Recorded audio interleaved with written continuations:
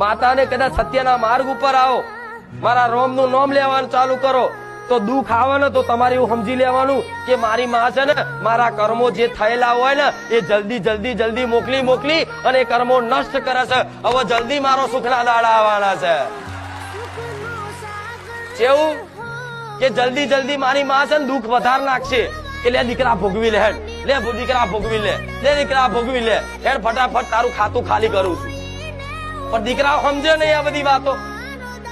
અમુક ભક્તિ છોડ દે, દીવાબત્તી છોડ દે, માતાઓને મેણું મારી લે, તારા બેઠે દુઃખ. 12 મહિનાથી 2 વર્ષથી તારી ભક્તિ કરું છું, તને ખબર નહીં પડતી, તને દેખાતું નહીં આટલું બધું મેં કર્યું, આ ચમ તકલીફ આવી થાય કે નહીં?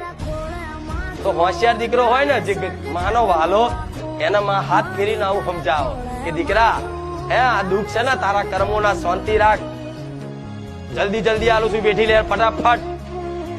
ભલે 2 વર્ષ થાય, 3 વર્ષ થાય, 5 વર્ષ થાય, હું બેઠી છું, સુખના દાડા ચેવા લાવીશ, હજુ દુનિયા જોતી રહી જશે.